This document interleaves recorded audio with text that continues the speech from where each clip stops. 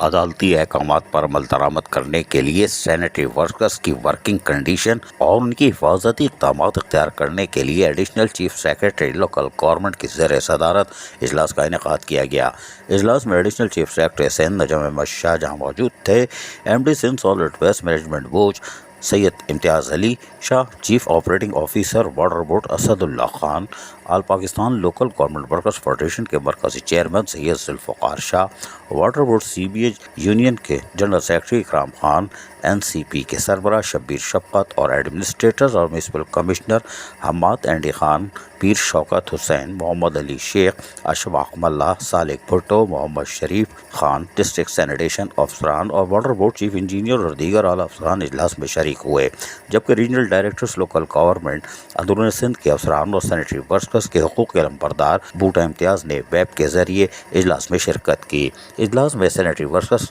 کے دوران ڈیوٹی حفاظتی کٹس کے ساتھ سیوریج لائنوں میں اترنے کو یقینی بنانے،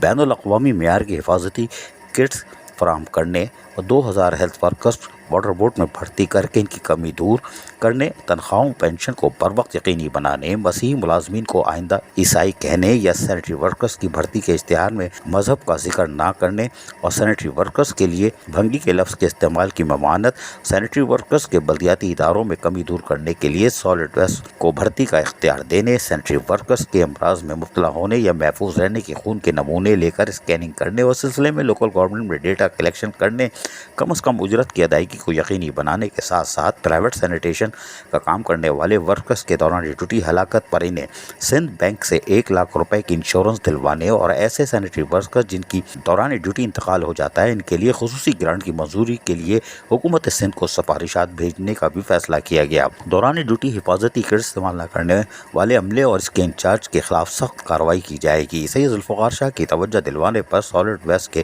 عملے کے لیے میڈیکل کی سہولت اور فرسٹ ایڈ سینٹر کا بندوبست کرنے اور کم از کم تنخواہ کی بروقت ادائیگی کا حکم بھی دے دیا گیا۔ ڈی ایم سیز کو بھی اپنے ملازمین کو حفاظتی سامان فراہم کرنے اور علاج معالجے کی سہولت فراہم کرنے کا بھی حکم دے دیا گیا ہے۔ یہ ایک اچھی خبر ہے۔ عزیز عارف، KBS بلدیاتی نیوز کراچی۔ ایسی ہی خوبصورت ویڈیوز فیوچر میں حاصل کرنے کے لیے ریڈ بٹن پر کلک کر کے اور بیل آئیکن کو پریس کر کے ہم سب کے سبسکرائبر بننا مت بھولیے۔